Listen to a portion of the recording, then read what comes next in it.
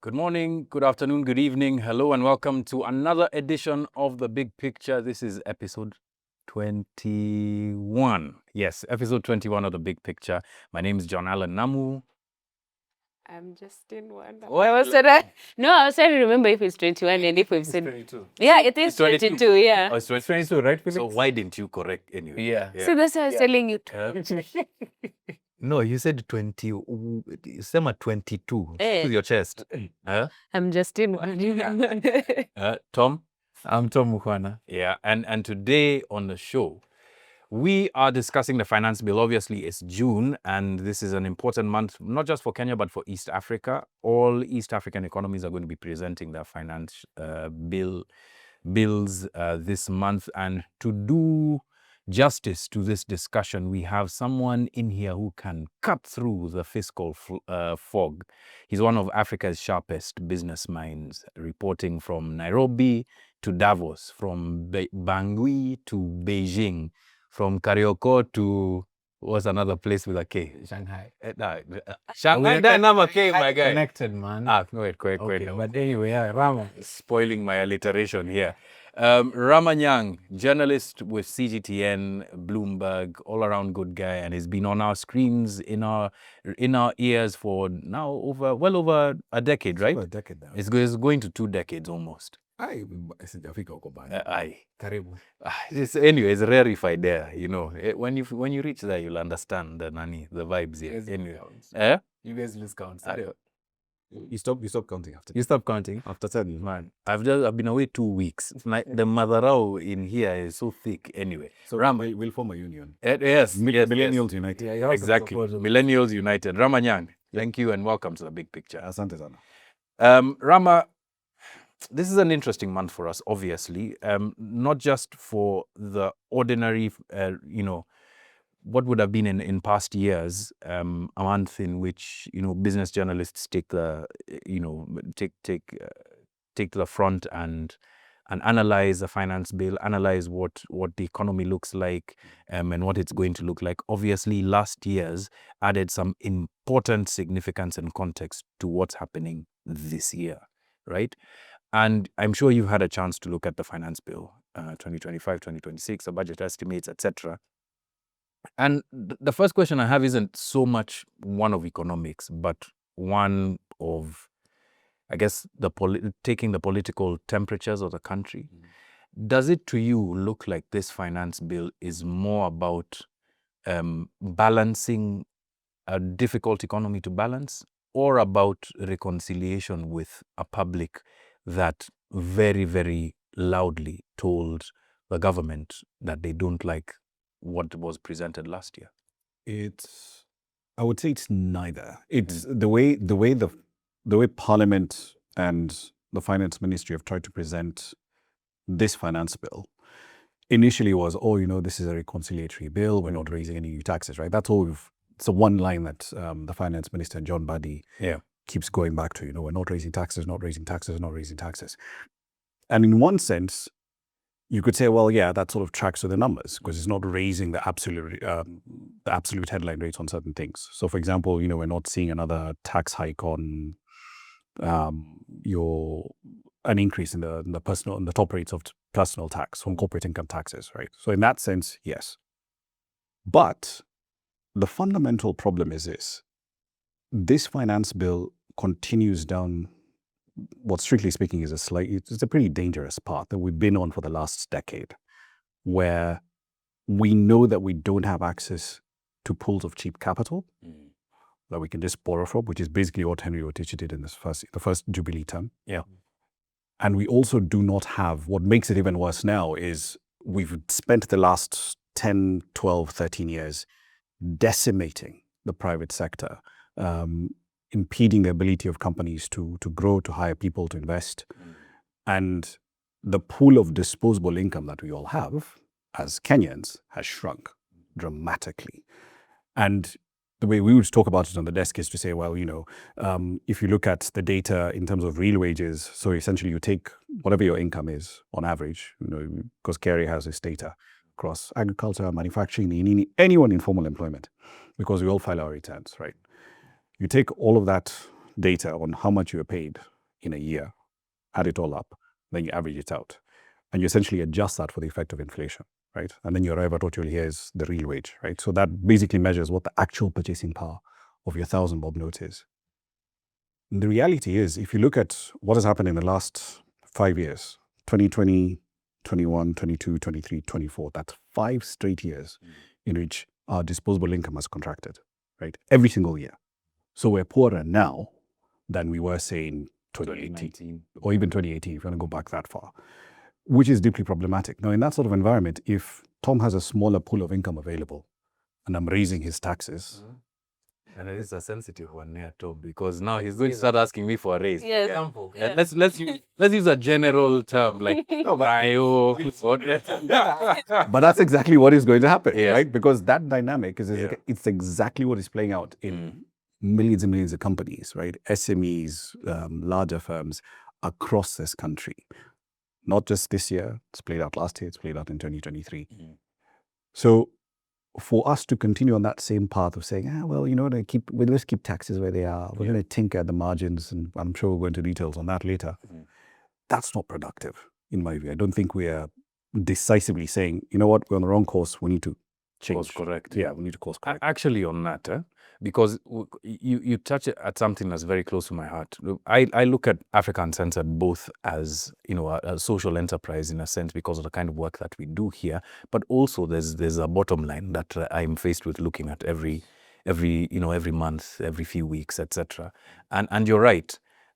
For us to be able to keep up with inflation, you know, with our raises, etc., we have to do a lot of work. We have to cover a lot of ground just to tread water.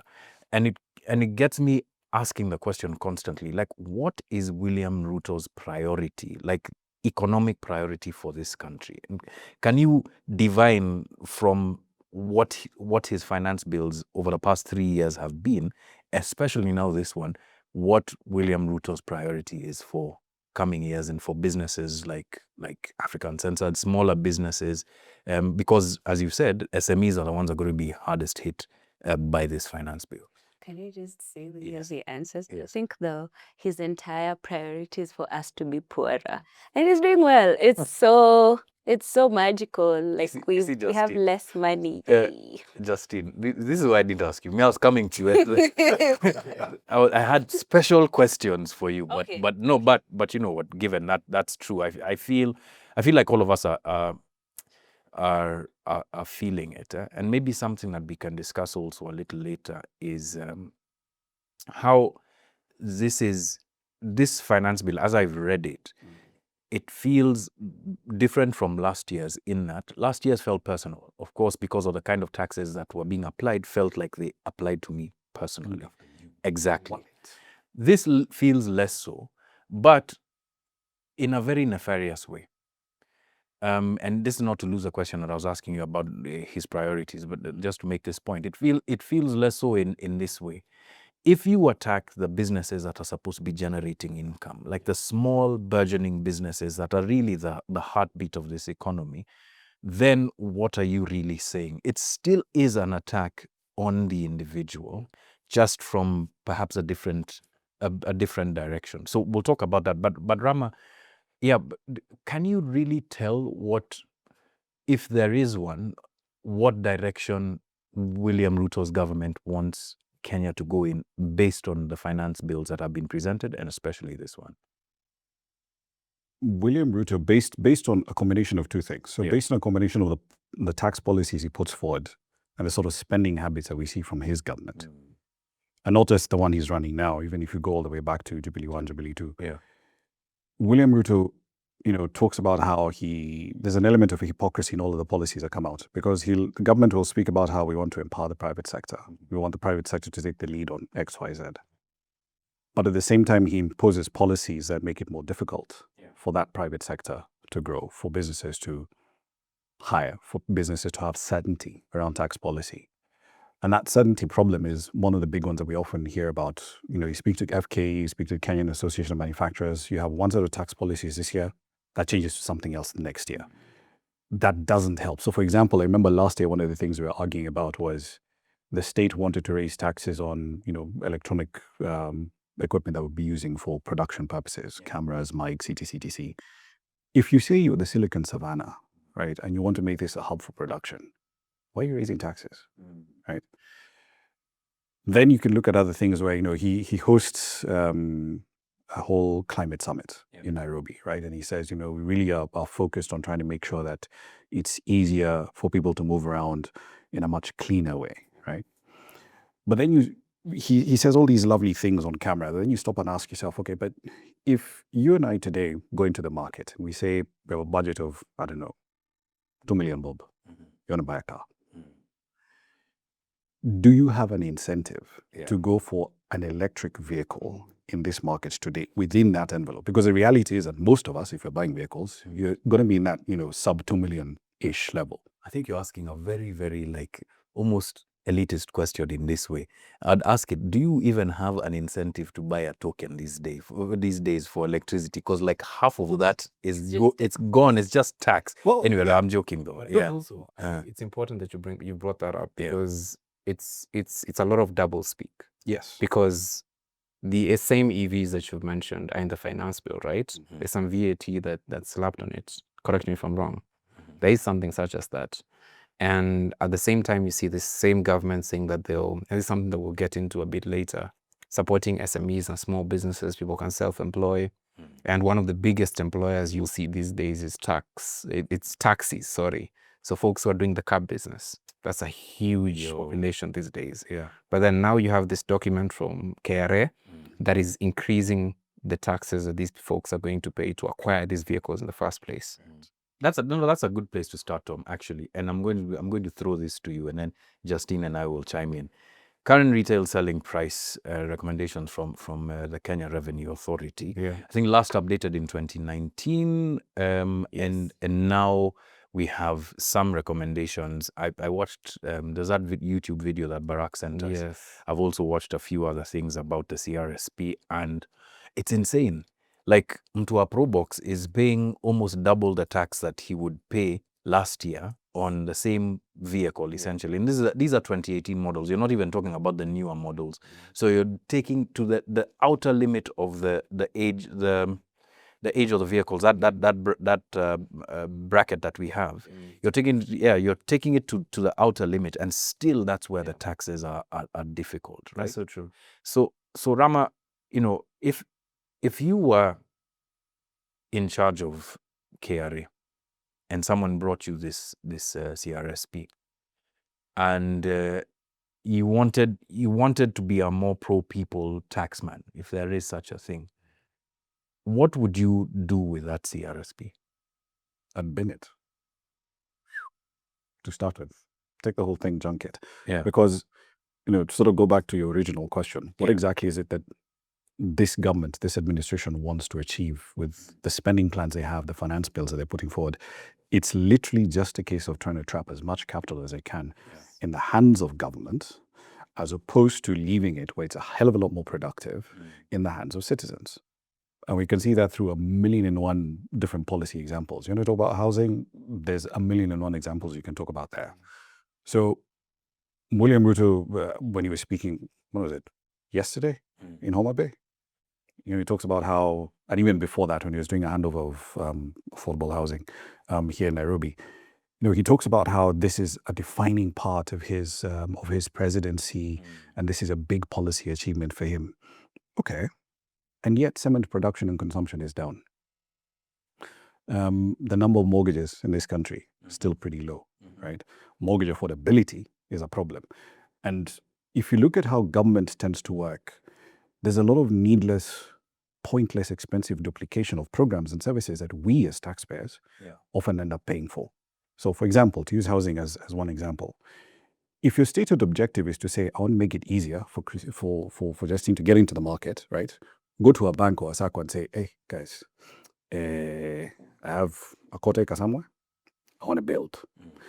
And the SACCO or the bank should be able to tell her, sure, we look at your construction plans, you have an architect, cool, here's your financing, and it's in single-digit rates.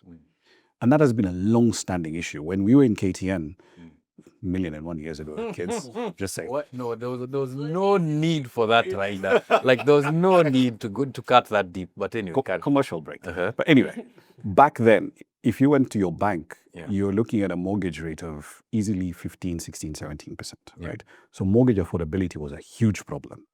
Fast forward to 2018. Finance Ministry, housing guys, they all agree and say, hey, we need to lower these rates. So to lower those rates, they put up something called the Kenya Mortgage Refinancing Corporation, KMRC, right? And KMRC's job is to essentially find as much low-cost capital as they can for the longest possible tenor, right? So 20-year, 30-year debt. And then turn around and go to banks and say, if you're going to give Justine a loan, a mortgage, we'll provide some of the capital in there. We'll guarantee some of it, right? And that helps to lower the cost, right? Making it easier for, even if nothing else changes, even if your income is the same, your take home is 100, 150 a month, whatever the number is, it makes it easier for you to afford that home, because if we stretch out the payments over 20 years, it becomes much smaller, right? It's easily digestible. So you already have KMRC that's working, right? And our viewers can check this for themselves. If you talk to your bank, you talk to your SACCO, I'm willing to bet, right, that your bank or your SACCO has told you, we have this offer for your KRC, right? On top of that, you already have the National Housing Corporation, which, fun fact, predates this country as an actual entity. It's older than Kenya itself. NHC has been around for a really long time, right? If your objective was to really expand the supply of available housing, why aren't you putting more cash into NHC? But that I think is one of the greatest mysteries of this country. Like, you have, anyway, umesema yote. Justine, before we carry on with Rama, I wanted to ask you, what to you is a pain point or pain points in this finance bill? And is there anything to smile about? I don't know how anyone is still sane after what happened last year, because essentially what last year was almost kind of a negotiating tactic by Kenyans. They were like, we're just asking you to trash this bill because it's going to harm us. That was the basic level ask. It didn't need to escalate. It did need to get to where it got to, but there was almost like a dismissal of, you're not going to tell us what to do. And with the braid-based government, or like whoever wants to stand on the red carpet and take photos. Did I miss that? Ama niwe mispronounce ama that was a Freudian slip? Ulisema bread-based. No, there's nothing like that for Disdain. Definitely intentional. You can't revise that. Yes. So whatever it is, they're kind of chopping it up between themselves. It's the same dismissal of the Kenyan Ask. Because everyone is just, I don't know how people are still asking the same thing and being dismissed. I'll give an example of, one of the people I really follow on Twitter, I think his name is Brian. Brian went to a public participation forum in which the CS was there. And essentially he was asking, all of you are in here and are telling us to trust you, but like the driver is a thief. The conductor is also in on it. I saw it. Yes. I saw that question, yes. How are we supposed to trust that the direction in which this country is going is going to be beneficial to us? Where at the back, most of us are getting killed at the back. Like, that's the reality of it. It's not just the businesses, it's people too. Because when a small business dies, it's not just the business. It's someone's livelihood. It's their kids' education. It's their kids' healthcare, their own healthcare, their retirement fund. All of that is gone. It's just wiped out. So the realization that the ask is kindly make policies that align for us. And the answer to that question by this guy who used to know the smell of skunk was stopping corruption starts with you. And I'm like, how?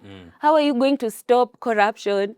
I'm not even there. I'm not being listened to. I'm not in the conversation at all. I'm literally outside. I'm like knocking at the window, asking you to do the right thing. And nobody's listening. And no one is listening. So to answer your question, I don't think we're even in this conversation. Oof. Yeah. Yes, this is going to be one of those tough episodes, because I'm really trying to reach for anything that there is, like, that we can look at. And perhaps maybe even being a little facetious, in looking for something positive, right? Like within the finance bill. Yeah.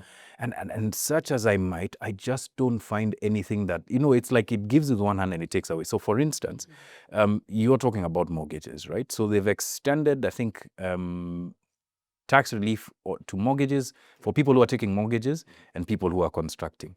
Sounds like a good thing, except the mortgage rate is too damn high. Banks have made it almost impossible to borrow, and so the market is still being crowded out. And there's a whole other discussion around that, because what banks are doing now is Yeah. there's a fight, and we'll see this playing out, especially as we get closer to the next MPC meeting. Yeah. There's a fight between banks and the central bank. So the term you might sometimes hear us using on air, or if you read our stuff from Bloomberg, is their rate transmission mechanism problems, right? Which is just a fancy way of saying, if the central bank lowers the rate, that benefit in that rate cut does not always immediately translate into the loans that you and I take, right? And there's a whole bunch of reasons why. Banks will say, look, our cost of funding is X, and it's informed by the fact that I've taken deposits from John, from Justine, from Tom, and I can't just give that money out at the rates you guys want me to give it at, unless, there's certain guarantees in place, right? The cost of funding question always keeps coming up. Central bank turns around and says, well, hang on a minute. You guys amongst yourselves, if you look at the interbank market, you're borrowing at, a relatively low rate. It's 9%, it's 10%. But yet you're turning around into the market. Someone comes to you for debt and you're loaning them cash at 20%, 21%, in some cases even 26%. Because I remember seeing an offer letter of 26% last year, which was mind-blowing. Yeah. It's nuts, right? And I mean, ultimately, the reality, to your point, Justine, the fact of the matter is, if we were being listened to, the thing that we'll be having a conversation around, especially with respect to what the finance ministry and parliament is doing, would be to acknowledge that we can't keep spending money and borrowing money like a drunken sailor. The days when you could run a roadshow in London or Luxembourg or some parts of the US, go into the market and say, hey, guys, I need $1.5 billion.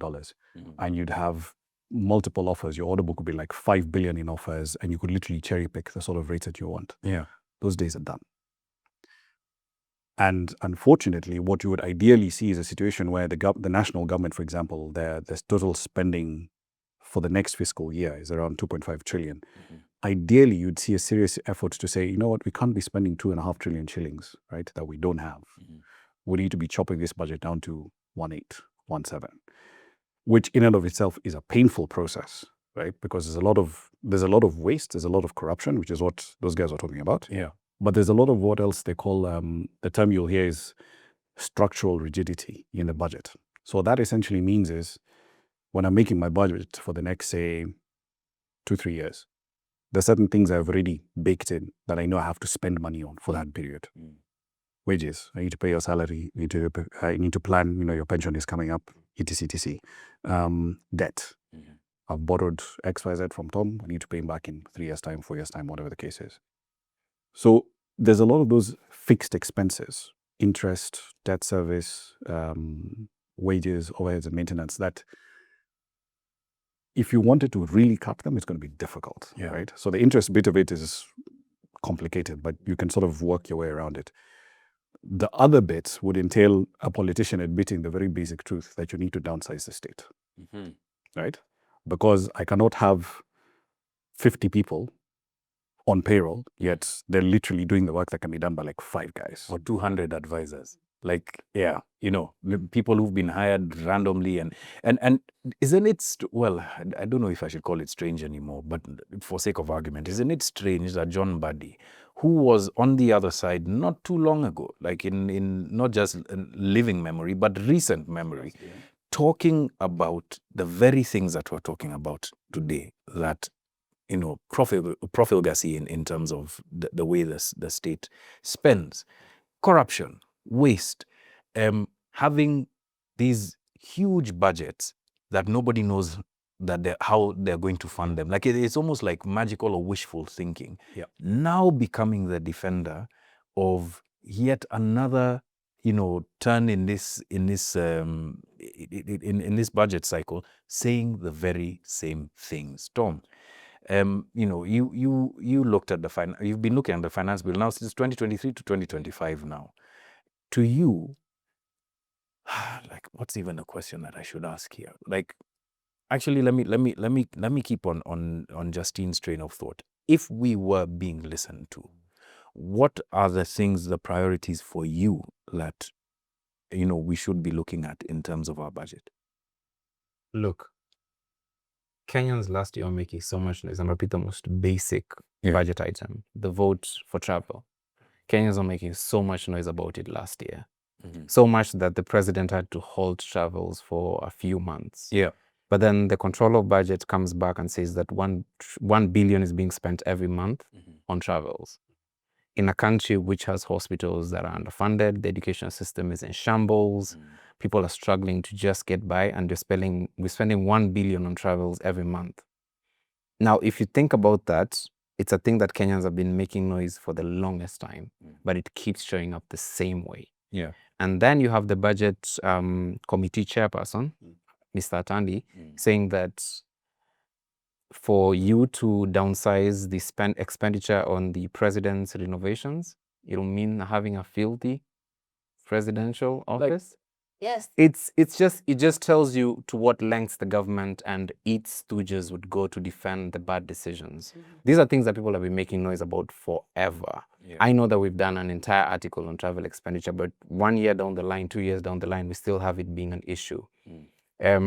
The wage bill, it's something that people have spoken about for years. I know from when Rama started writing for Bloomberg, that's many moons ago. Yeah. You guys were still making noise about this ballooning wage bill in this government. But how many years down the line, the same thing is happening? Corruption. This same person that you speak about was the one sitting on the other side of the house criticizing corruption. And now he's turning the gun on Kenyans, telling, actually, corruption starts with you guys. Yeah, you guys should analyze what the problem is. It's not us. We're not the problem. But then if you speak about advisors, I actually think you have to be, first of all, a thief. And you have to go to whatever lengths to defend what the president is doing and his government to make it into government in the first place. Look at the people who get into government. It seems like the script is so similar. You're this clean guy who was speaking for the people. And I'm speaking about the opposition leaders and every other person that you can imagine who's in any senior position right now. You're speaking against this thing that you call nasty and this dirty politics of corruption. Then you get in, and the moment you get in, you switch up. Yeah. The advisors, that we've done enough about that. Moses Kuri is the best example about that. Tracy went on the ground and you saw that he's eating from the same football fields that he was supposed to construct through another company. Yeah. And I believe this is the same thing that happens all over government. You guys can correct me, but I think for you to get into government now, you have to have your hands dirty in some way. Well, I think that's true of many governments, but this one especially, that lazima kuwe na kauchafu. But you've mentioned Stadia, and it's a perfect segue into looking at some of the tax breaks that this finance bill proposes. The first one, obviously, being on people who are engaged in the construction of Stadia. Justine, how many people do you know who construct stadiums? I know a lot of people. Oh, really? I know guys on the inside. I'm joking. I'm joking. I don't know anyone who's ever built a stadium, but I have seen a lot of striking workers. Yes. I've seen a lot of water imitations where the project starts off so well and then they have those chairs from Pizza Inn at the end of it. And I'm like, okay. Chairs from Pizza. Yeah, because the chairs are movable. The person with that tender, again, congratulations. Your life is really good because all you have to do is get them into a lorry and then launch a new stadium. And Gladys Wanga, during the speech at the Madaraka at Raila Odinga Stadium Day, was saying, oh, Homa Bay is going to be like the Cape Town of Africa.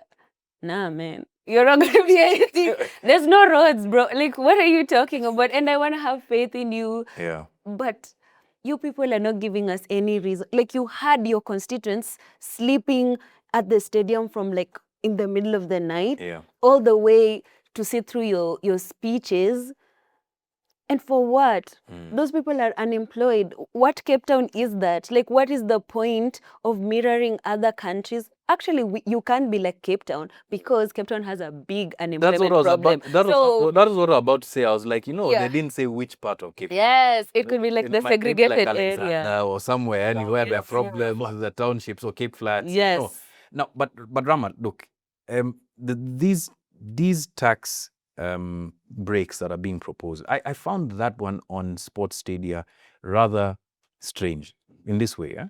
Because if you think about the people who are constructing large stadia in this country, it's the Chinese, right? By and large. So the CMAC that are constructing the Talanta stadium on Gong Road, Kasarani, etc.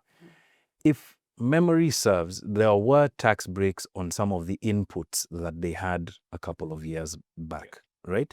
Now you give them tax breaks on construction of sports stadia, and these are government projects, right? I found, like, why are they struggling so hard to give these guys a second bite at the cherry when there are industries, literal, like thousands of people in cottage industry that could do with actual tax breaks, that could then now get, you know, money revolving in both the local economy down the counties, but also nationally. So again, it's really the question of who proposes these things and what's the thinking around who should get a tax break and who does it. There's a fascinating pair of articles that I think anyone who's watching the stream should read. Yeah. Ken Opalo's fantastic intellectual, professor at Georgetown, and Judah Moore used to be Minister of Public Infrastructure, Public Works, I think, in Liberia years ago. And they've both written interesting articles on, I think it was Judah who actually put it quite well. There's an ambition gap among African elites. Because what individuals at that level in government think is a priority, right, is not always going to be in consonance with what is a priority for the bulk of the rest of us, right? Your average mom pop shop, your average individual in the formal sector, we're just not the priority for them. And part of it is because, you know, to go back to Justine's point, for years and years and years, public participation has always been treated as a sort of, tick this box, what's a maneno mingi, sign here, right? It's always been a sort of passing thing. Public input on a rolling basis, beyond, you know, remove elections on the picture, on a rolling basis saying, no, this policy does not make sense, has not really been there for a very long time. So our quote-unquote elites, if you can use that framing from Judah and Ken's writings, is that they tend to look at the world from the perspective of how can I maximize the amount of money I'm going to make here through proxies? How can I keep the conditions that allow me to continue, you know, feeding from the trough, right, to continue? Which is why, for example, you'll hear the Kenyan government talking about how we do not want to default. We do not want to default. This is a bad idea. It's going to really mess things up. And every time, especially in the last 2 or 3 years, I've become swung more to the train of thought that every time I hear someone in government saying, oh, default would be a terrible, terrible thing. Like, but things are already pretty crappy for the majority of Kenyans. So the only argument to be made for, oh, you know, things are going to be really, really bad is because if Kenya defaults, we can't service our debt, that means we are locked off from accessing a lot more foreign debt.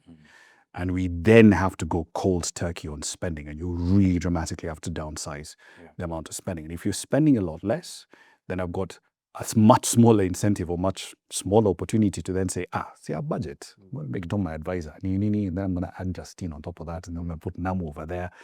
Those opportunities to just blow money disappear. And it isn't that, I mean, to go back to your point about hypocrisy, if you look at and what I usually try and recommend that people do is, don't just look at the finance bill, because that produces, you know, it'll tell you these are the taxes that we want to put in place.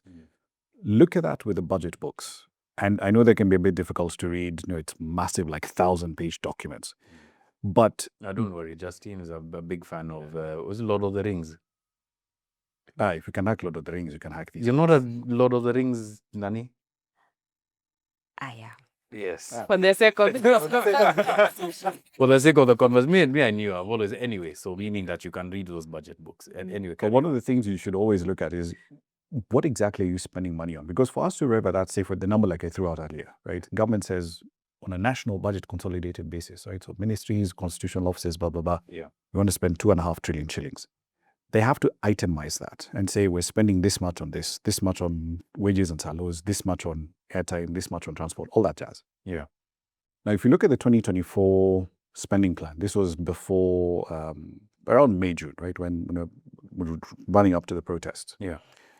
The amount of needless, pointless duplication that was there was something to behold.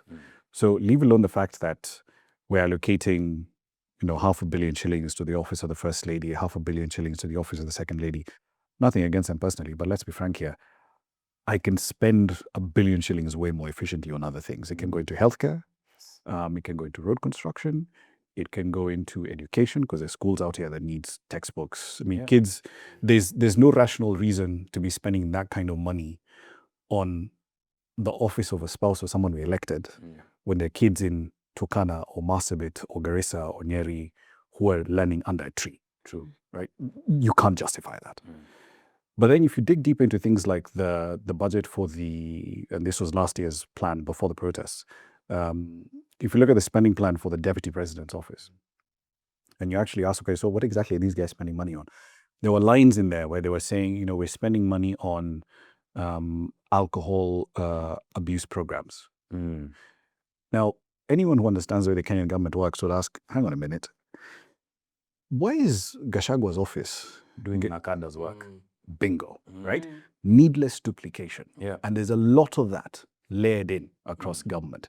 In the same way that you could make a plausible argument to say, hang on a minute, if we have David Ndi, etc., on this National Social and Economic Council, you have these guys here. You've got a fantastic brain trust at Treasury.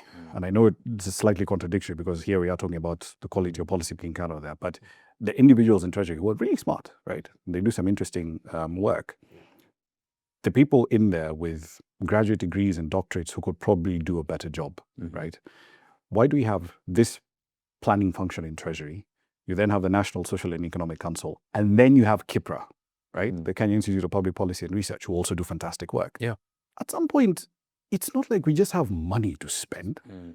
Collapse everything. So then it's not for a lack of knowledge that we are in the pit that we are in right now. No, it's simply because our elites have chosen to turn the state into their own personal feeding trough. That gives us a brilliant segue into everything else that we're going to discuss. Before we take it's really very interesting that you say that because I'm looking at open budget here. And for the 2025 budget, specifically the one that is just ending, we had government printing services getting recurrent expenditure of 767 million Kenya shillings, and then a development budget of 177 million Kenya shillings. They had a total of 944 million Kenya shillings for government printing services. And then the advisors that you're speaking about had 1 billion and 185 million on their budget. So that's 1.246 billion Kenya shillings on government advisory services only. Now, what are they printing for 944 million? Justine, maybe you have some clues there because the answer can only come from satire. I don't think that there's there's nothing logical that they have been printing for that amount. They're printing the money they're going to spend once they collapse this country. I don't know, like what they're doing. It's so crazy. Yeah, there was this hilarious incident. This was like, I think a decade ago or thereabouts, where government put out a tender and they were asking for, like, I wish I was joking, but I'm really not. They were asking for a tender to airlift by helicopter speeches for government officials. You remember this? I remember that. That was crazy. When was that? Yes. Speech that This was like 1 or 2 years into Uhuru's term. Jubilee one. Yes. Wow. Yeah. I remember. So here's your speech. Yeah. And your flashcards that I can print Yeah. and literally put it on your phone. Yes. But no. We're going to airlift that. No, but this was a time of like premium credit. Wait, Yeah. I actually have a question. Whose mouth is this heavy that it needs to be airlifted from one part of the country to another just so you can announce? But you know, I'm airlifting you and Rezo's speech. yes. to go and make To the Mombasa. And deliver them. Yes, to go and make the speech. There was an actual tender. Let me tell you, it was. Do you know that gold rush in that we read about, and the craziness that was that time. That was a time I think the government of Kirinyaga had what do you call it, benchmarking on how to use Facebook. Really? Yes. They went all the way to San Francisco. I can't remember. I think they went to Rwanda or something but they had a benchmark. Are you aware what Facebook is? Yes. Because you know these Gen Zs, man. Wait, there's Ramashika Yo, thank you. From one millennial. No, man, no. Let us have this, my guy. I'll just Eh? back. Okay. So, guys, At the moment. guys, comments, huh? All right. So Phantom says, bro, and by bro, I guess we know who he means. Bro has no plan. He just wants to be a quote-unquote dynasty. Brian Anyuak, thanks for watching. He says, good discussion. Let's go back to the manifesto, which is an interesting point. Yes. Because when you look at the manifesto and then you look at what's happening in government, there's It's actually called a manifesto. Ah, Hey! come on. Great. For your next standard, man. I just know I was there in the room when that joke was created. Yeah. Comedy Central. Yes. Next season. Yes. In wonder. Kiben Duni says, on banks and borrowing, the finance bill had a clause about expanding into digital lenders that have low interest compared to banks. Pro-people policy, ? Doesn't look like it. Kimberly Kimani says, that's where they will eat money. Stadiums, just a tax break on choppers for last year. Who is flying all over us now? Tax breaks aren't about Kenyans. And Bri, so I'm not sure whether it's short for Brio or Brian or Brianna, but anyway, maybe you can clarify. Says, Kenya and much of Africa rely heavily on government-led policies. Following a Keynesian approach with large infrastructure projects to create jobs, we need a free market approach. And I agree, especially to the extent of sports stadia tax breaks. How are you investing in the infrastructure for where a sporting event will take place when we have sportsmen and women who do not have player welfare associations, who are not funded, who, I mean, look at the mess up with what's happening with rugby right now, Yes. right? And rugby is one of the better performing sports in terms of organization, etc. How do you prioritize the building of a stadium before you prioritize the curriculum, sports curriculum, right? How do you prioritize that? And then on that, we've just, maybe that's where like another billion has gone from changing the C to an E in CBC. Oh, yeah. Like, I was like, yo, man. Yes. What is that? Yeah. Oh, Yeah. so there's this joke I did on my knee today where I was like, they went from CBC to CBE because CBD is taken by Sakaja's lamps. That's a good deal. No, that's a good one. Right? That's a good one. Yes. Very practical. So look. The short version, Yeah. short answer to your question is Yeah. in part ego. Because Ego. can you think about, okay, forget these, and I agree with a lot of the headlines that said, the president's basically giving us crocodile tears in his apology. Yeah. Can you think of a time when any politician, and a lot of these guys who are key decision makers now, have been either in parliament or in executive in one way or another for the last decade? Yeah. I cannot recall a time when they said, you know what, we were wrong on that policy. We messed up. Because if you're hosting, if you're committed, it's essentially the sunken cost fallacy all over again. It's essentially saying, but we promise we're going to do this CAF tournament. Actually, on that, there is one occasion that I can think about, subsidies, right? But I'd say that was more for political posturing than The fertilizer ones. not just fertilizer, but fuel subsidies, right?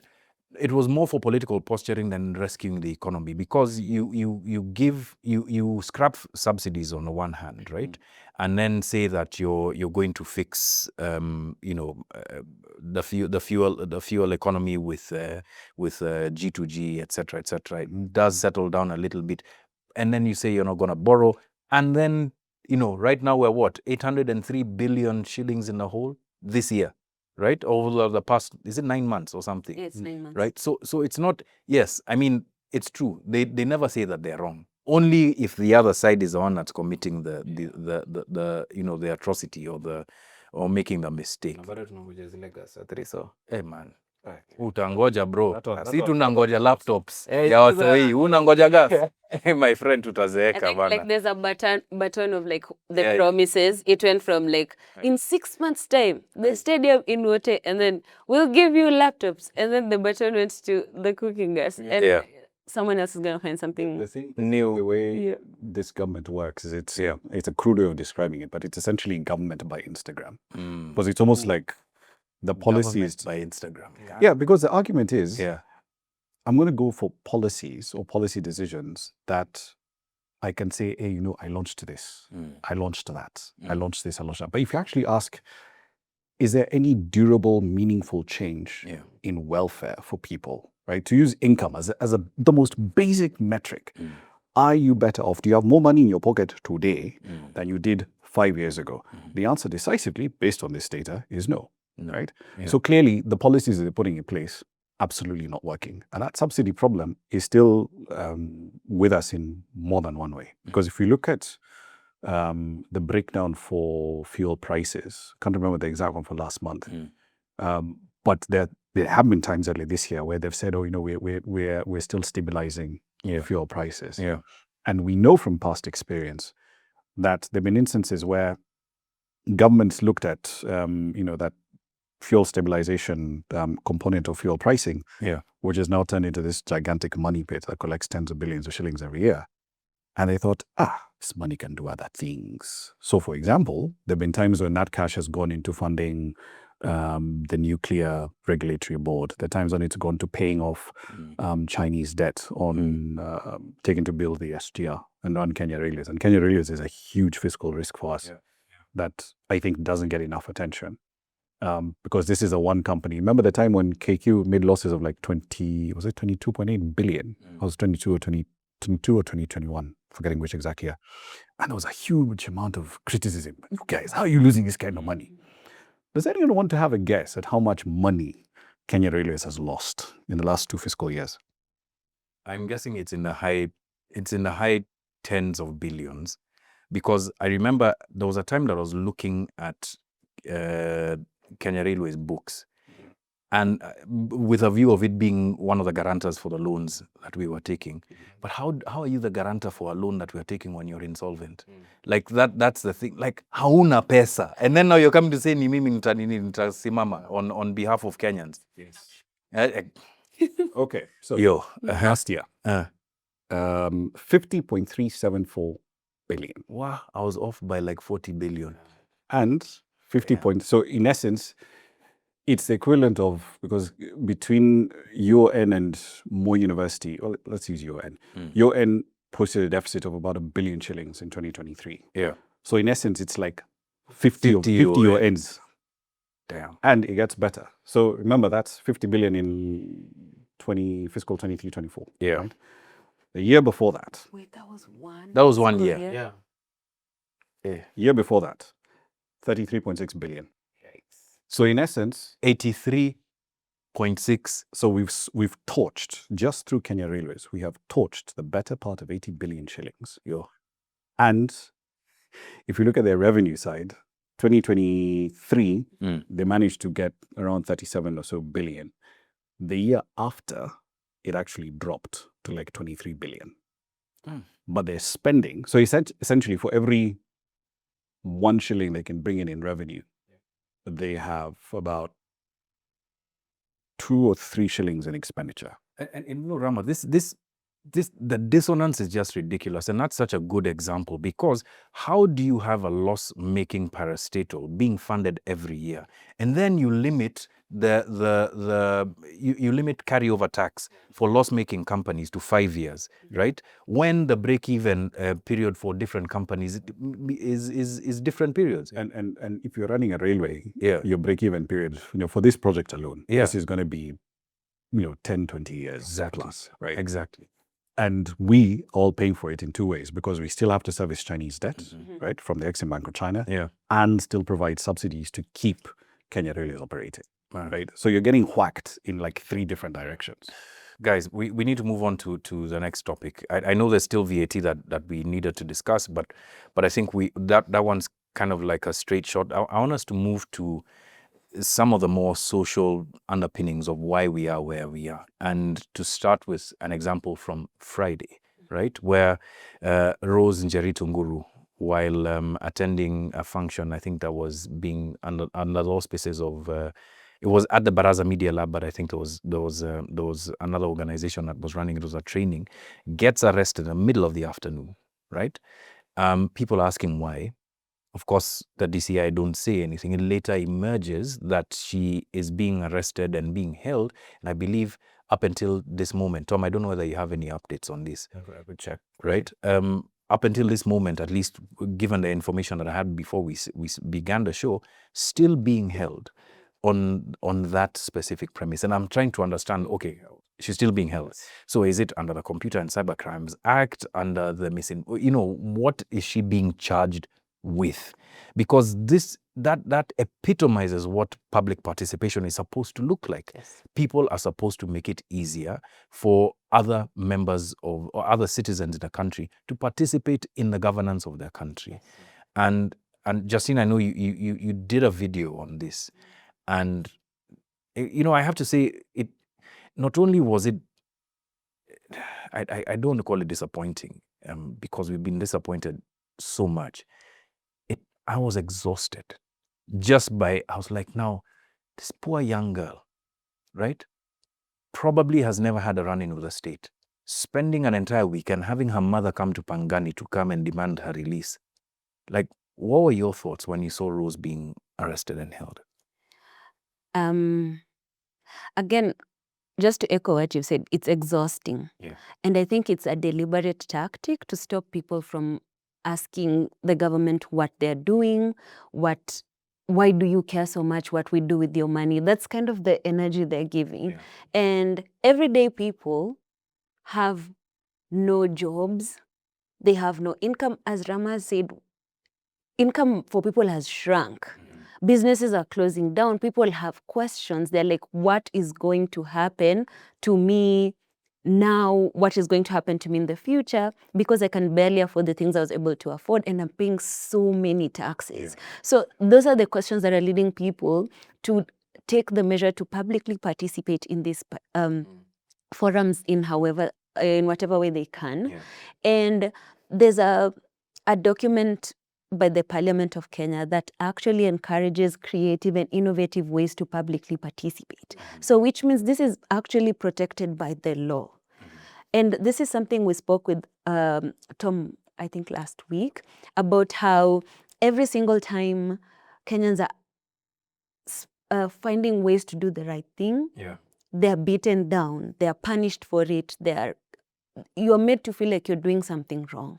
When the people who are on the other side, who are actually supposed to hold the line for due process, are the ones who are asking you to get a lawyer after the fact that they've arrested you, made you sign something in the police station under duress. Under duress, yes. So if all these things are happening, not just to one person, to every other Kenyan, it feels like the government doesn't want us here. It doesn't want us in our own business. But now where do we go? Exactly. Unless you're giving us a substitute country, which I'll be glad to go. It doesn't make any sense for you to refuse for Kenyans to participate in the policies that inform their lives, the things that end up harming or even growing them. Yeah. So if we don't get to voice our concerns, we'll get, it's not going to end well, not just for us who are getting harmed daily, but even for the government itself. Man, I feel you. Rama, you wanted to chime in. One of the best examples I can think of that disdain, right, that madarao that a lot of our politicians have for the employers, because we are essentially the employers, right? That disdain. This happened during the press conference last year when William Ruto said, you know what, I concede, I am not going to sign the bill, right? That's a soundbite that everyone remembers. Do you remember what happened when they got into the Q&A? Yes. Right? Because there was a reporter who asked, was a lady, I don't remember what station she was from, and she asked, so now that you guys are withdrawing the finance bill, how are we going to finance development? And you could hear the mics picked it up. Oh, I remember. MPs laughed and they were like, but you guys... You guys are the ones who are withdrawing. It's Exactly. your fault. Yes, it's your fault. Simlikata finance that, right? That sort of thing. Yeah. And here's the irony around, the way Homa Bay was talking about how it's going to be the Cape Town. Yeah.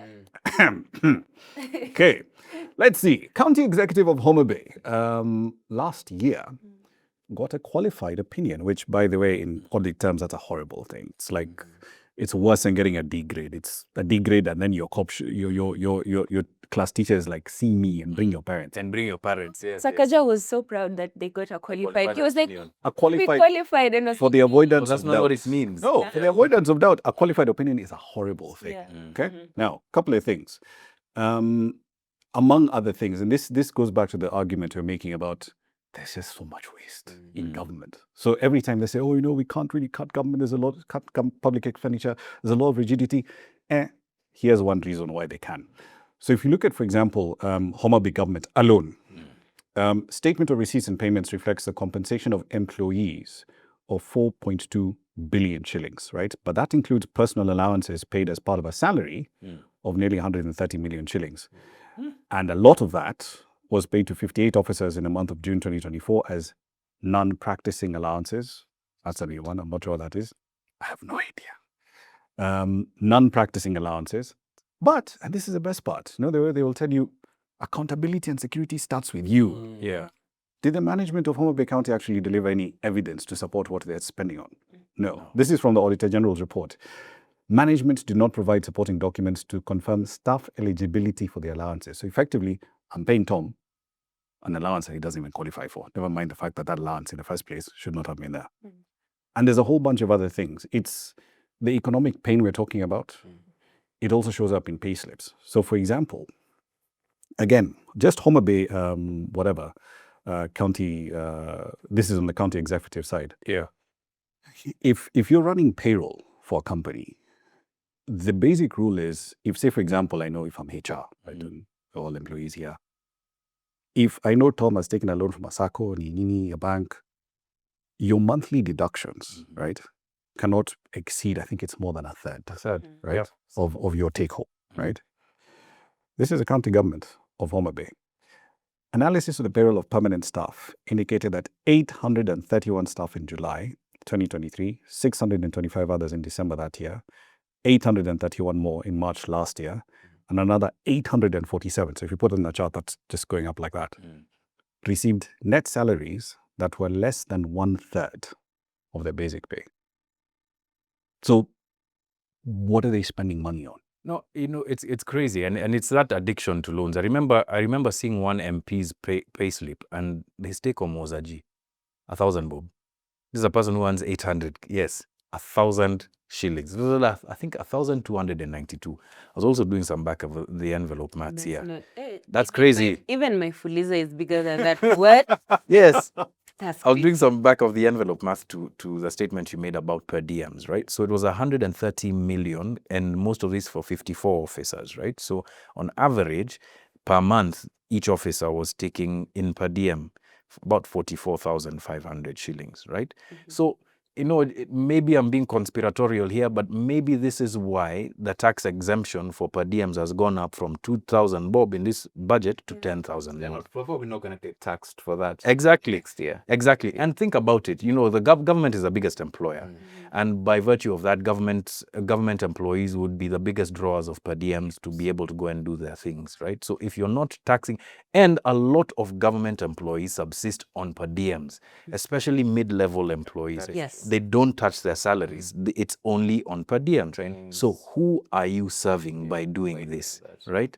I mean, there are a lot of things here, and the more you look at it, the more you're like, damn, and this is really criminal. There's a lot of things with tax policy that just contradict the stated objective. Completely. If we say you want to expand, access to electric mobility, for example. You've been talking about this whole electric mobility thing for the better part of a decade now, because I think I can go back as far as 2013 or 2014 thereabouts. Yeah. When there were finance bills that were proposed by Henry Rotich when Henry Rotich was still in Treasury, and it was, we're going to cut, I think it was either excise or customs duty on hybrids, not even battery-powered electric vehicles, hybrids. Going to bring that down as one way of encouraging people, nudging people towards more efficient means of transportation, right? You can't hold the Africa Climate Summit here and talk about the need for cleaner transportation, more efficient transportation, and yet it's only now that you're saying, well, we're going to think of giving, tax breaks on electric motorcycles or electric buses. But the reality is, for a lot of people, if you look at essentially the sort of transportation matrix, and there have been some interesting studies around this, most people in this country either walk, or you take a boda, or you take some sort of public transportation. But even then, it's only now, in 2025, that you're now saying, no, we're going to implement this and turn it into policy. If you really were serious about, delivering on that promise, these are things you should have done 3, 4, 5, 6 years ago, right? And there's that enormous credibility gap that always keeps coming up every time we talk about, every time we look at government, because they will sit down and say, we're expecting to do this much in revenue. So, for example, in the numbers, when you look at them over the medium term, they look quite ridiculous. So guys in government will sit down and say, well, every year, and if you actually look at the budget policy statement, it's publicly available. Go to treasury.go.ke, you can find it there. They will have essentially what they call the fiscal framework. So what that basically does, it tells you, we're expecting to raise this much in taxes for this financial year, and the next 2 years or 3 years or whatever. And this is how much you're planning on spending. And the revenue lines are always hilarious to read, because this fiscal year, when the budget was originally read, the expectation was they're going to be able to raise 2.9 trillion shillings in tax revenue. They've chopped that down to 2.5 trillion.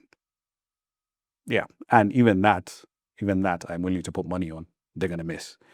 But even if you use that fanciful number, right, that comes out, let's say, for the sake of argument, in some hypothetical wheat field world, they managed to raise 2.5 trillion shillings in tax revenue by the end of June this year.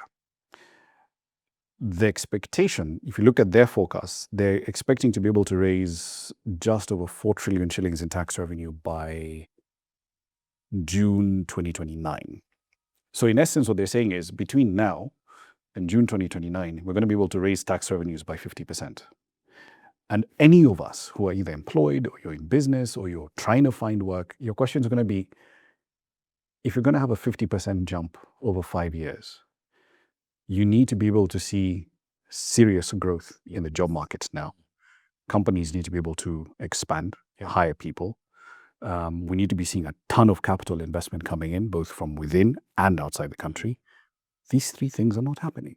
And you see the answer to them trying to be able to make that gap by expanding the what you call it, the tax rate on in income tax by like fully 5%, 7%. And you're like, how are you getting these numbers, right? Like, who are you asking?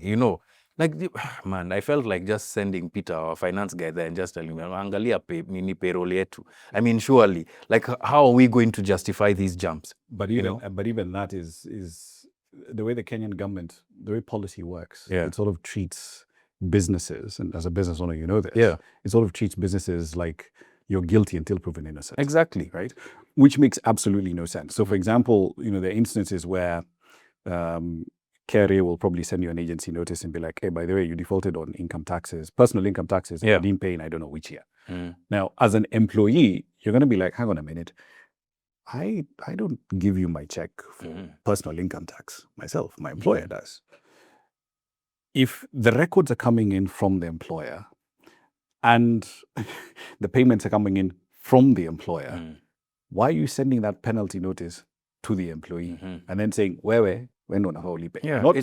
It's pressure tactics. It's just pressure tactics, like pure pressure tactics, man. Look, guys, we've got so much to talk about, so little time, but there's 1 or 2 things that I really wanted us to wind down with. Today, there was an incredibly harrowing press conference that was held at Mageuzi Hub. Boniface Mwangi and Agather Atuhaire recounted what happened to them in the middle of May. when they had gone to Tanzania, eventually get arrested, and then get tortured. And first of all, I mean, I was getting sick listening to Boni talk about what happened to him and to Agatha as well when she had related the same. And I know you guys talked about this last week, but man, like, how did it feel hearing it from the horse's mouth, so to speak, and seeing a man who we're so used to taking body blows on behalf of Kenya's democracy break down and cry, on live streamed, on a press conference? I don't even know what to say. Have you forgotten your name? Justine. Yeah, like, how did that make you feel? Like, what was going through your mind as you watched that presser? I will not lie to you. I haven't watched it. You hadn't watched it? Because there's a part of me, when someone tells me something very gruesome happened to them, Yeah. my first thought is to believe them. Because why would you lie about something like that? Yeah. We've seen so many difficult cases in our news cycle. And to think that that guy with that ghost job, what's his name? There's so many. You have No, to it's the office of the something minister of the prime Oh, cabinet. prime cabinet secretary. Oh yeah, I keep forgetting he exists. Yeah. That unconstitutional Yes. office holder. Musalia Mudavadi. Yes, he was busy on national television defending a government of outside, saying it's almost like, why were you there? Yeah.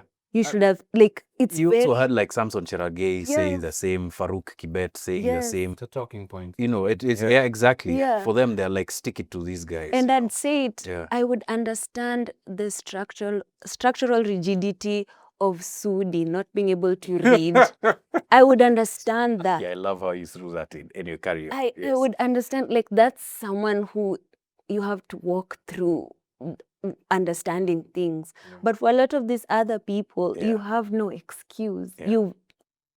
I think Kenyans this entire year have been the foreign policy makers, the foreign policy upholders. They've been fighting for their own rights. They're begging people not to kill them. It's like we're doing every single job this government is supposed to be doing. Yeah. So it actually just begs the question, what is your job? What are you doing? Yes. And going back to what Kwame Owino said, sometimes, like, you think if government disappeared today, all of government, would Kenyans notice? That's like a really big question now. When they are there, they're such an impediment to our daily lives. Tom, you watched the presser, right? Yeah. And what were your thoughts? Like, if you're relating it to all of the things that you've seen and we've covered, especially from June coming to today, seeing that, what crossed your mind? It's how many hours is the presser? Almost 6 hours. Yeah, right? about 6 hours. Yeah. But we haven't had a single thing from government. Yeah. Yeah, we haven't had a single thing from government. Yeah. All those hours have passed. A Kenyan who has a Kenyan birth certificate, has a Kenyan ID, identifies as a Kenyan, fights for Kenyan rights, was narrating this very harrowing experience, and not a single government official has come out to defend him. Yeah. If anything, they actually have sent people in the comment sections to defend the actions of the Tanzanian authorities. I saw that. To me, that just shows that the political class does not care about Kenyans. It's nothing new to me, frankly. And we saw a time when a politician was saying that Kenyans don't have empathy. It's like how. Yeah, this is why. Yeah. This is why Kenyans don't care if a politician's son dies. This is why Kenyans don't care if a politician dies. Because Kenyans go through this every day. Outside Kenya and inside Kenya. By the state and by other states. Yeah. And as you've seen now, they've said nothing. Rama, as a newsman, who's, aside from the stuff that we've seen on business, you've covered, everything from pillar to post. You've gone everywhere, covering all sorts of stories. Did that stand out to you as something that you very rarely hear coming from newsmakers, like that kind of narration of that experience? And how did that land with you? It was painful. It was painful to watch. It was painful to listen to. There's no doubt about it. And in East Africa seems to be becoming a lot more repressive by the day, and it's not just a Kenya thing. It's, you know, look at what's happened to Bobby Wine and you know, individuals at his party. When you've got the head of the Ugandan military, the president's son, literally saying, "Oh, I'm going to kidnap this guy," and boasting about the torture of Bobby Wine's bodyguard on Twitter. Yeah.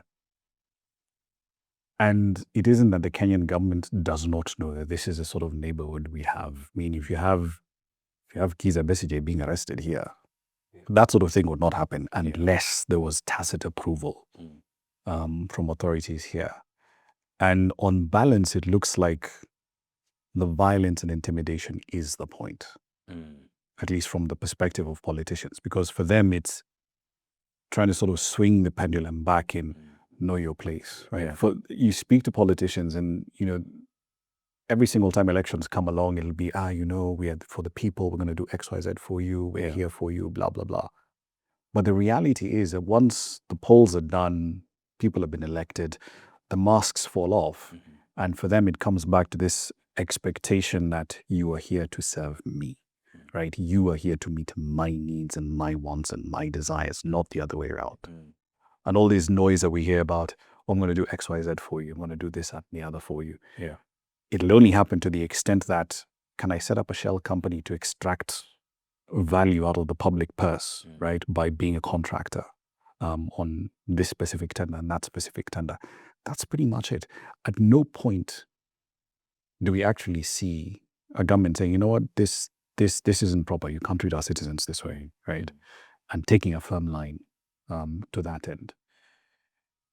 And the hard part, I think, is, you know, looking at everything that we're dealing with now. I think it's Christine Mungai, when she was still running Baraza Media Lab, who put it this way. And she said, you know, sometimes Kenya can feel like you're in a race where someone's basically trying to kill you. It's death by 1,000 cuts, right? If it's not this, it's something else. If it's not, you don't have water, or you're in water rationing, there's no power. It's, you know, you work so hard to try and get your kid into a private school, and then, you know, to get them out of CBC and CBE, put them into a private school.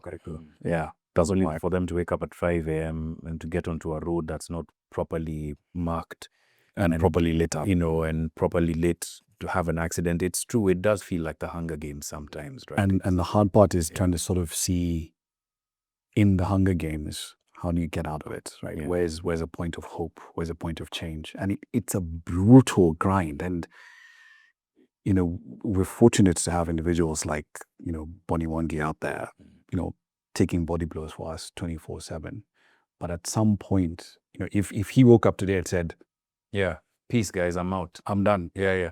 You know who would be saddest? All of those haters who say, now umelipwa ni nini, like, who are they going to hate on if Boni were to wake up and say, peace, I'm done. And yet, You know. and yet this damage Yeah. hits every single one of us. Every single- Including them. including those haters. Yeah, It hits every single one of us. It's not, I mean, every single time people are like, but Kenya's not too bad. No, look at some of the data that comes out from KMBS, Yeah. and you actually ask, so what percentage of Kenyans in the formal sector actually make more than 100K a month? Any guesses? Is it like 4% thereabouts? It's around 4%. Yeah. Right? The bulk of us Yeah. are not making money. We're not. That's a fact. Yeah, we're barely surviving, right? And yet, when, you know, and I can understand the frustration, you know, when you're trying to get things moving in the right direction, you know, like your Rose, and you're trying to put up a website that says, okay, here's how, this is my objection to the finance bill, and this is why. You get arrested. You know, your Boniface, Mwangi, you're going down to TZ. You're literally going there to observe a court case. True. And we're supposedly all part of this Jumuiya experiment. And the response from a fellow Jumuiya state is to inflict violence on you. The most dehumanizing, and should I say, it should embarrass you beyond that moment. That's why even when Boni wrote that statement on his Twitter, he ended with, I am Boniface Mwangi and I'm an activist, and this is my story. Because the idea of them documenting that whole event is to make you feel so worthless, So and small. dehumanized, and Yeah. so small and so powerless that you never think of doing it again. Essentially, what they've done is they've tried to weaponize shame, Mm-hmm. right? Because and Kenyan society tends to do this to its women, right? You're just chasing men. Why are you here? Oh, you slept right to the top. Yeah. Why are you wearing that? Pull down your skirt. That cycle of using and weaponizing shame 24/7. That's essentially what's being applied. That's true. And painful as it must have been for Bonnie and Agatha to have come out so publicly and talked about that, I think that was the brilliance of the press conference, that it robbed them of this opportunity to weaponize the shame that they were trying to sort of like load onto them and put on their shoulders. Like, and the irony of all of this is that in Tanzania right now, it's CSO week. It's Civil Society Week in Tanzania. Tundu Lissu is going to be in the dock once again. To their benefit, Yeah. maybe their MPs don't know what civil society week is. You Well- could explain. Well, for them. actually, you know what? I wouldn't, and I'm not hating, but I wouldn't put it past them, because this week, unless it was fake news, I saw a Tanzanian member of parliament ask that a device be put inside parliament to detect homosexuals. Really? Yes. If that's fake news, my guys, I'm sorry. But like, I was like, yo, man. I was like, okay, given the statements that I had last week, Yeah. for real though, like, just go and look for it. I hope that it's fake news. But when I read it, I was like, man, you guys, this is just too fantastical of a story, you know, to not be true. Because who comes up with it? And then it came in that hard Kiswahili of theirs, you know, I was like, oh, okay. But you know what? This is not to say that all of Tanzania is problematic. No. I think there is, you know, to your point, Rama, and to your point, Tom, and to your point, Justin, there is a very serious problem with political elites in the region, right? In terms of recognizing what this moment, you know, what this moment represents, right? Like there's a very serious zeitgeist of this moment, which is awakening of massive numbers of people across the continent, and them starting to take charge of the opportunity that they have to question their governments, to get proper leadership. And these are the the fight backs of the same.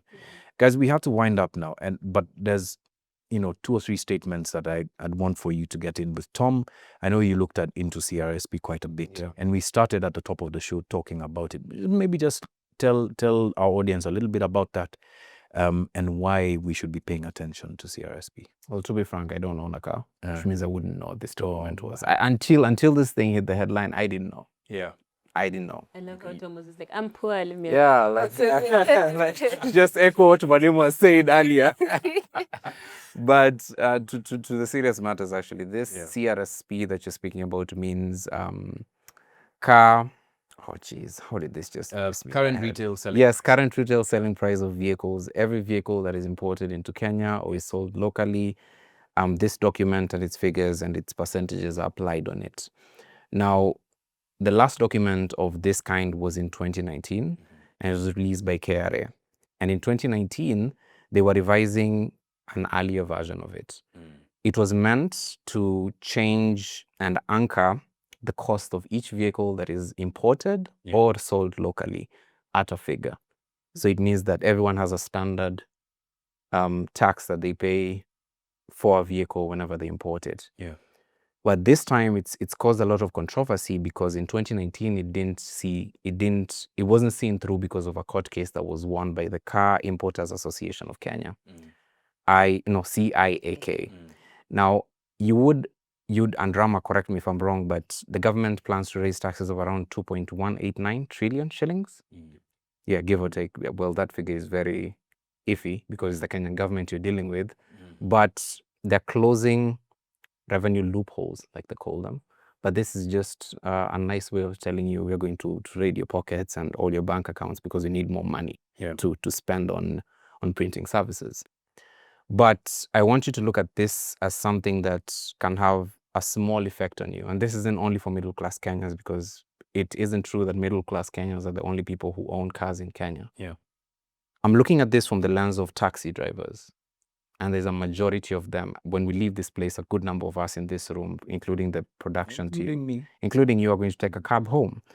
But the cab that you take home today might not be the same cost in a year if this thing is applied. Here's why. So the Car Importers Association of Kenya looked at a few vehicles here. And this thing the government is saying is meant to increase fairness in the costing of all vehicles and duty taxes that are paid whenever a vehicle is imported. But let's take 3 examples of regular cars that you see on Kenyan roads. Toyota Passo, Nissan Vanette, and Toyota Probox. Ile ya mzae kutoka shambani you know, ile inafunguliwanga boot alafu it's a shop in itself. 600 cars. Yes, Al, to quote Al. So the previous CRSP, the one that I mentioned in 2019 that never, no, the previous CRSP in 2019, because the one that was stopped was 2020. Correction from what I said earlier. That one saw a Toyota Passo going for 1.4 as its anchor price, because as I said, this is the price that determines how much taxes are paid. Yes, and also there's a depreciation percentage that varies from 5% all the way to around 80-75%. Yeah. So if you imported a vehicle that was less than a year old, you're going to pay 5%, and it increases as you proceed. So for a Toyota Passo, it went for an anchor price of, the basic price was 1.4 million shillings. Now this proposed CRSP is going to make that 2.632 million shillings. Yes, for a Toyota Passo. Just an kuambiwa hii serikali haki hii serikali. 30 minutes. Yes, so that's going to see an 87% increase if this is applied. I'll go straight to the last one, Yawa Jomba, Toyota Probox. This one was going for 1.755 in the previous CRSP, the one that we see right now. But this proposed one will make that 3.356 million shillings. That's a 91% increase. And our Nissan Vanette, 2.33 million, and it'll go for 4.669 million shillings. That's a 100% increase. It gets better. This is actually not from me, it's sourced from somebody who does imports. Yeah. But let's look at the opposite of this, the higher end vehicles. Yes. Toyota Prados and TXs, the ones you see where Shimiwa, I hate that word, driving into functions with. Now this one was going for Land Cruiser TRJ, a long model number, but 2.7 liters. Yeah. But it's a TXL. It has an engine of 2,695 or 2,700 cc. This was going for 7.741 million, according to the last CRSP. In this one, it's just going to increase by around 8% to 9 or 8.452 million. Now, the high-end vehicles are increasing by 8%, but the very basic vehicles that regular Kenyans drive on Kenyan roads to do business and to drive people around for income, those are increasing by 100%. Hey. The good thing is this is being challenged in court already, possibly in court, but the Car Importers Association of Kenya has, to use a better word, rebuked they implemented. Wamekemea mbaya sana. I saw it was like that language. Yeah. And it's like someone, yani, walishindwa hata with parliamentary language. And rightfully so, by the way, because it says here, while the meetings were conducted, the final list appears to have disregarded critical input from stakeholders, especially regarding valuation methodology and market trends. Yes. The rushed implementation risks undermining the principles of fair administrative practice. Also, a word from people who do car imports is that this is good for people who run big showrooms. Yeah. People who do big car businesses. But regular order by order importers, which is a majority of people, ngumu sana. And this association represents over 80 car importers. So goes back to the entire conversation that we've had earlier. To whose benefit is this? To whose benefit? And there's something that we forgot to discuss, which is what seems to be another super important thing about the 2025 finance bill, which is the expansion of the powers of Kenya Revenue Authority. Yes. Right? Like it no longer feels like the KRA, it feels like Big Brother, right? Like in real time, being able to access your accounts, track your chums, and I'm like, yo man, we don't even make that much, And that's emphasis, because remember, this is, I think, like the second or third time we're trying to get this thing done, right? It's this sort of Leviathan approach of apana, you have cash. Yeah. Give me money. Na nitaipata. Taipata. You Exactly. It's that guilty until proven innocent approach. And every time I see stuff like this happening, it's really frustrating because, if you talk to guys who've been in the tax policy space for the last 10, 20, 30 years, it's incredibly frustrating because we have real life examples from our economic history where we've managed to increase tax collections, improve imports, create entirely new business opportunities by cutting taxes. Yes. And the best example that we have here, and Amos Kimonya, if he ever watches this clip, this is, if there's one, granted, there are many things we can probably disagree with, but on this one, I will say that Amos Kimonya got this right. 2008, right? After PV Manenos, the Finance Bill that year, the Finance Act that year, dramatically cut import taxes on small displacement motorcycles, so anything with an engine less than 250 cc's. Yeah. And we're in this perfect storm where you've got taxes being cut, and then India, small motorcycle manufacturers in India and China were also then ramping up. And the net result of that was, and I remember this because 09 or 10, you could literally walk into that Nakumatt Prestige. And as you walked in, it was right there. They displayed it, right? You remember this? I remember. So fast forward to 2025, the fact that today we have a business where, you can find, I don't know, say for example, I forgot this laptop here, right? Namu can call a boda guy and say, hey, chief, or even on Uber, here's a package, delivered to XYZ. None of that would exist today, right? Without that tax cut, right? That entire business, the investments that have been made over the years in, like the fast food delivery thing. The livelihoods that it has created. Exactly. Across Kenya. Yeah. Because I remember driving, down to Homer Bay years ago. This was 2016 thereabouts. And every single little place you go to, you go to Kadel, you go to Kadiege, you literally find guys who are just borders running around. Kajiado, same thing. Borders everywhere. All of that started. You can literally trace a straight line back to that 2008 tax cut. And yet, all of these individuals we have in Parliament with access to world-class economic research, right? And people who know what they're talking about. They've studied here, they've studied abroad, they've worked abroad. Their argument is always coming back to this big brother idea of, no, the state knows better. Therefore, if we're not doing it, no one else is going to do it. Yeah. It's such a big classroom. And I'll ask again, this is a question I asked earlier, and it was off air. You didn't get an opportunity to answer.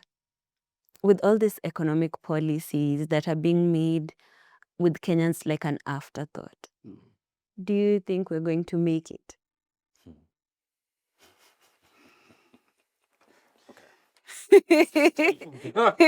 Personally, I don't think so. I think we're just, what we've done since 2021, 2022 is just kick the can down the road. We've postponed the hard decisions on downsizing government, right? We've postponed the hard decisions on asking ourselves, where's the waste, right? And chopping that down properly.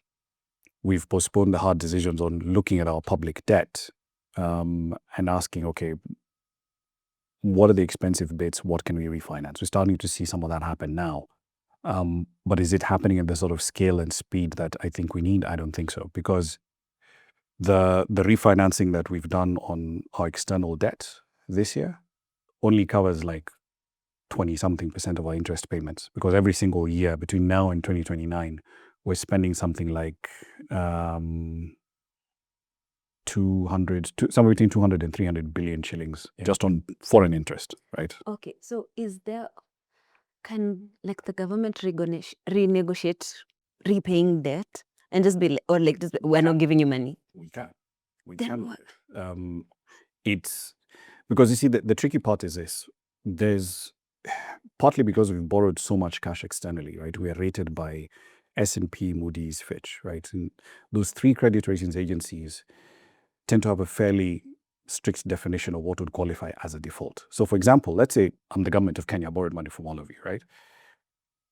If I essentially say, listen, I'm not going to pay you guys unless you agree to this deal, right? That's coercive treatment, right? So that would be treated as a default, okay? Ideally, what should happen is I, as a Kenyan government, should come to all of you, put all of you at the same table and say, listen, I'm having problems refinancing this debt. Okay? So, or rather, servicing this debt. So here's what I'm offering.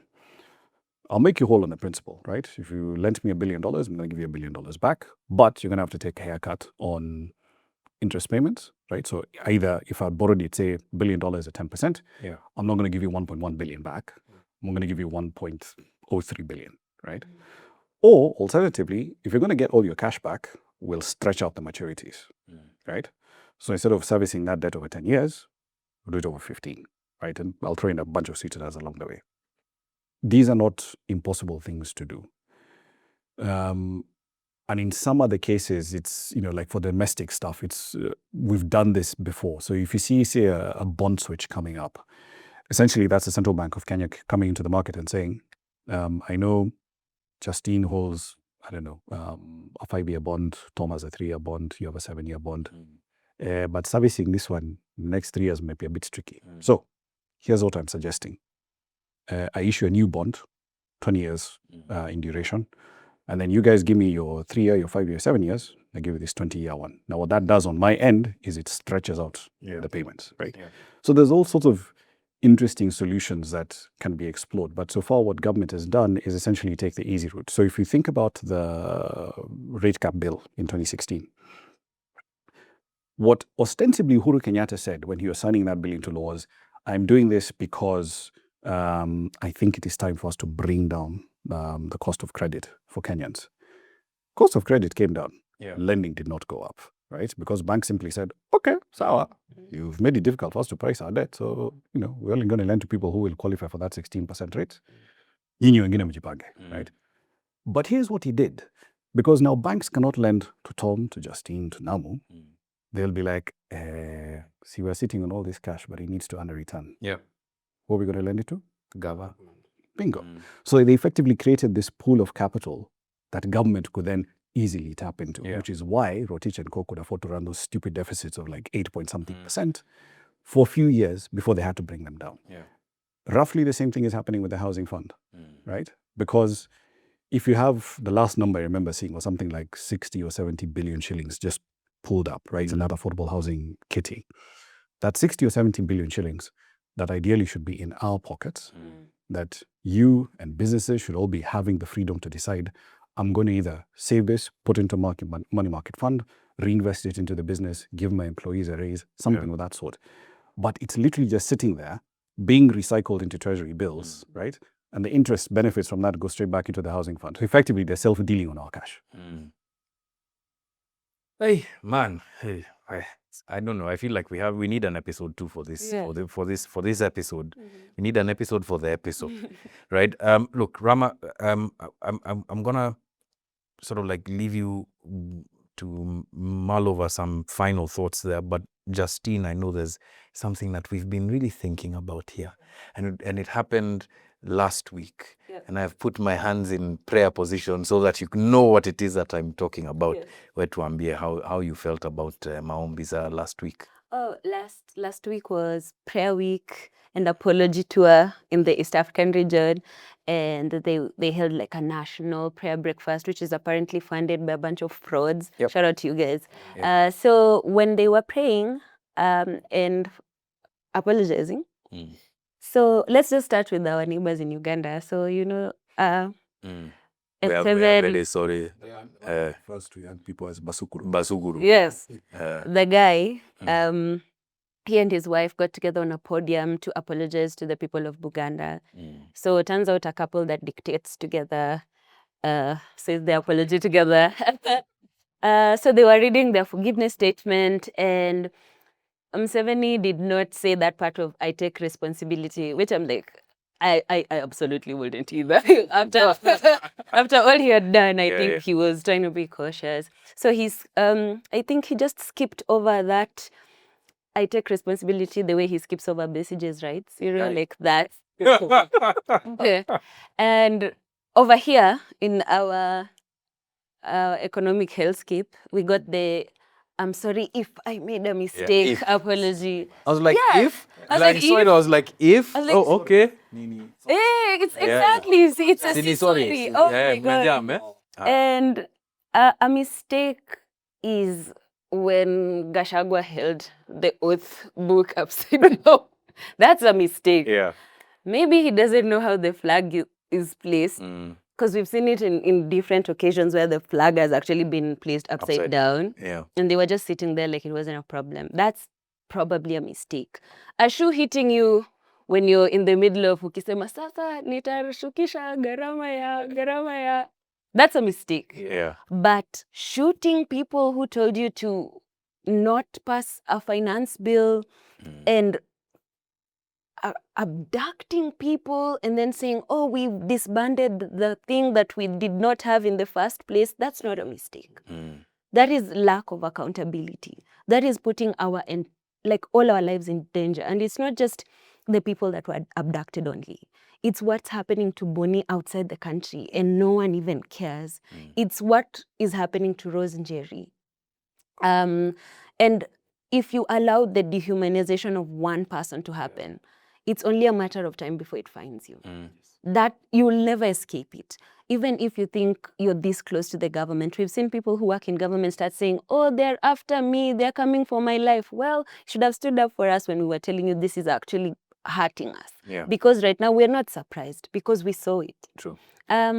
And I think forgiveness doesn't matter if there's no justice or accountability. You can say all the ifs and the sorries and the mistakes, but it won't matter to us if no one is going to jail, if no one is being held accountable. We saw it with Baby Pendo, and we keep seeing it again and again and again. So, and then another one of those guys at the National Prayer Breakfast was like, young people, sorry. I apologize. I apologize. Say no, it took a minute. I was buffering. I was like, yeah. He was like, young people should allow themselves to be mentored. Yeah. And I'm like, mentored by who? You people have shown us continuously how you do not care about Kenyan lives. You don't care about the things that we want to do. You don't care about the day-to-day that we experience. Yeah. How are you going to mentor people who you look down on? That's not going to work. So a lot of young people want very simple things. They want a job, maybe a car for boyfriend here for Tom. Yeah, to take care of their families. Why is this guy side-eyeing me when you play your apps? Ni sawa. To take care of their families. Yeah. To watch sports or a soap opera that was written by someone who was on drugs. We don't know. That's what people want. You want to be able to work and relax. Yeah. And a lot of us just want spaces to work, Yeah. spaces to dream, spaces to live, and just stop being in this steeplechase of life that GOK has created for us. And we just want to prosper. And you guys can do this. I don't know why you're making our lives harder, your lives harder by not doing the right thing.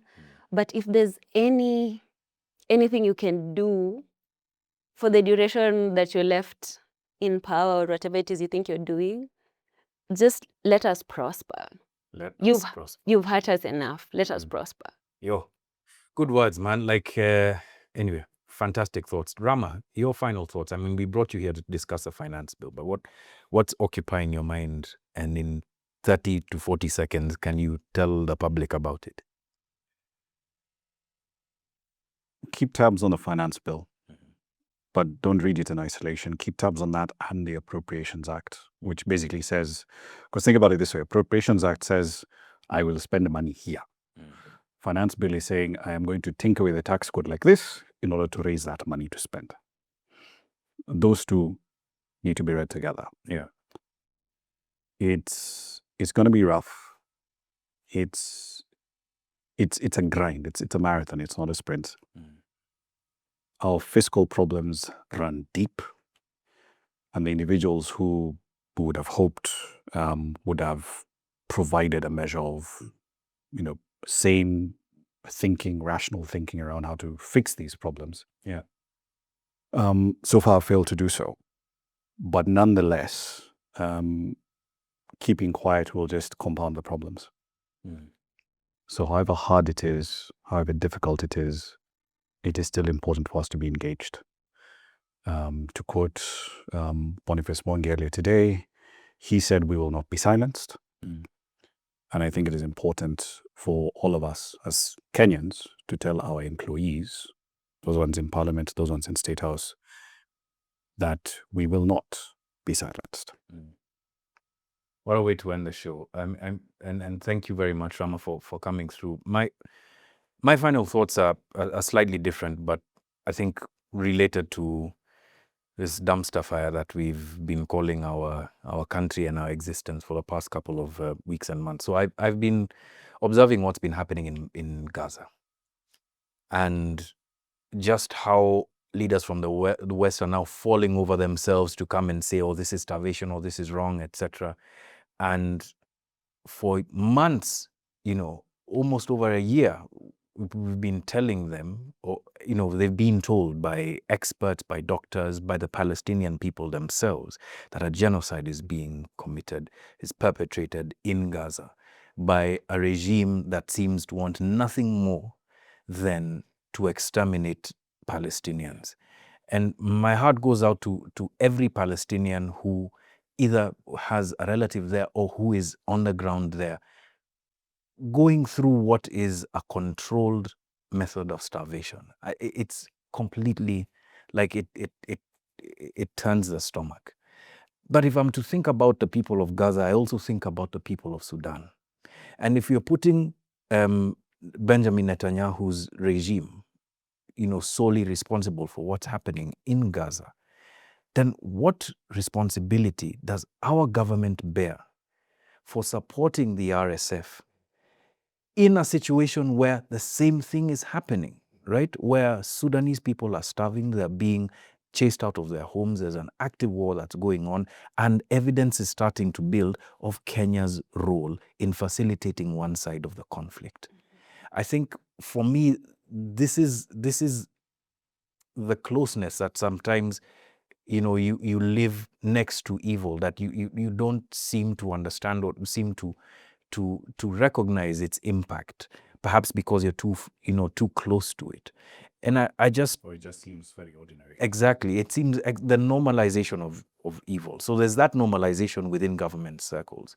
But then there's this, there's this expression called the banality of evil, where people who are otherwise right-thinking members of society don't take a stand about certain things because, it's not my job, or it's my job and I'm following orders, or it's a faraway conflict. This is not the moment for us to sit back and be, distant to these kinds of things. Because as we have observed, and I think it's you who's just said it, right? If it happens to someone else in another part of the world, it gives license to someone closer to home to do it to us, right? And I'll end with the example of Boniface Mwangi, right? A man who, and I should say Boniface Mwangi and Agather Atuhaire, right?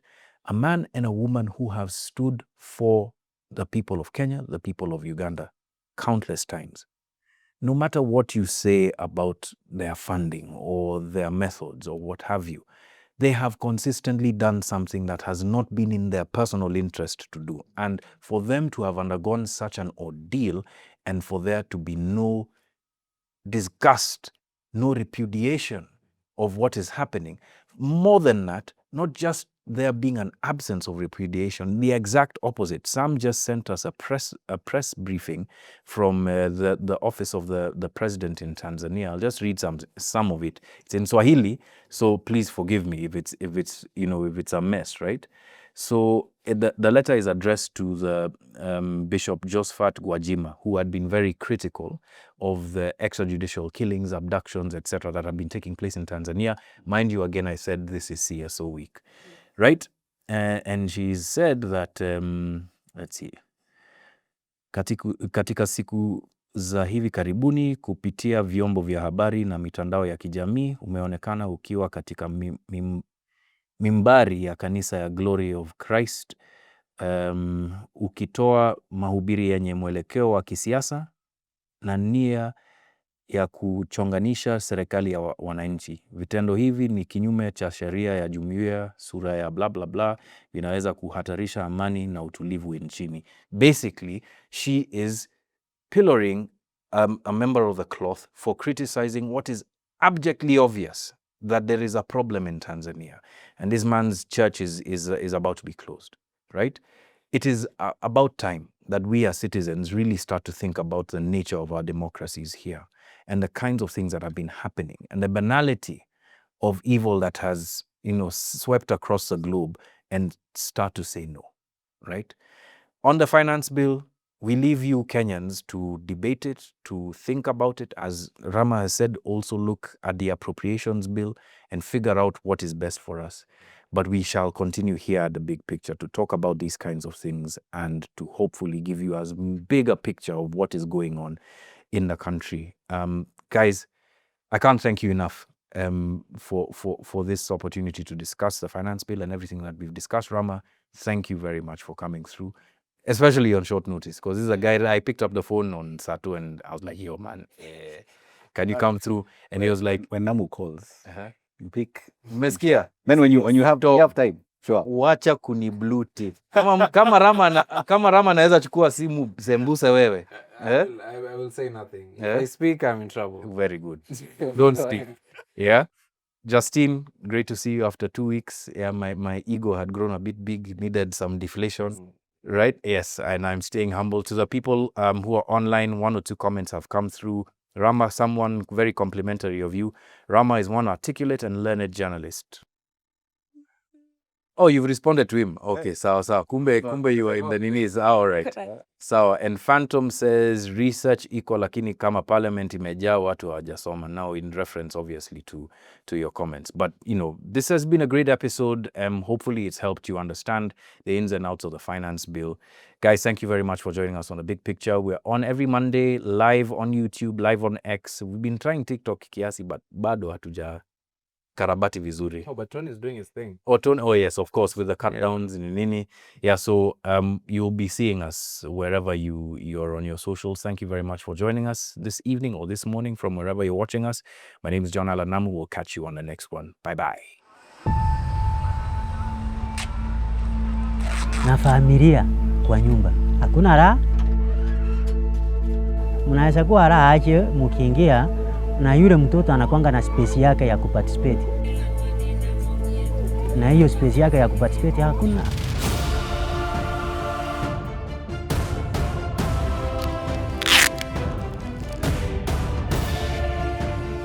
Chantel ndio aliweza kupotea na alipotalilia tu hapa kwa hii mlango akicheza hapa na manzake. Aliitwa na mama. Good Samaritan hapa ameniambia kuja tuende nikupaie yako. Wajie hiyo. Mtoto anachakata. Lakini hiyo masaa ya saa 11, saa 12 kuangalia watoto wengine wanarudi, yeye hakuonekana. You have punishments for the offense of trafficking that prescribe a jail term. But then they also give the option to pay a fine. When someone has that much money available, paying a fine is not a problem. Sio ni mada kesi. Yaani ukichua mtoto yangu uende naye hiyo muda yote. Si ni sawa nakuwa.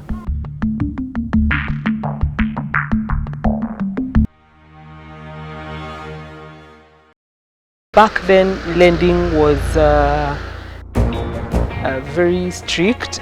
With time, we have seen access to credit made easy. Professor is the way to go, guys. Zenka Loan App. Technology has brought us money close to us. Juu ni easy to access, haihitaji guarantor. Zile terms zinakuja ni pages mingi. Utascroll tu mbio, uklik agree and continue. Unapewa wiki 2 ya kurudisha au kuongeza muda. After 5 second message nyingine, after 10 minutes message zilikuwa zinafanya mtu anakuwa uncomfortable. Sasa hii unapigiwa hata unaweza receive. Nataka nitoke mahali hata uwezi chukua simu ina hangi ilipuke. Sasa umejua ukiwa na mtandio wakati ule walikuona umejivaa tu kawaida ukiwa na mtandio huwezi jua ni wewe.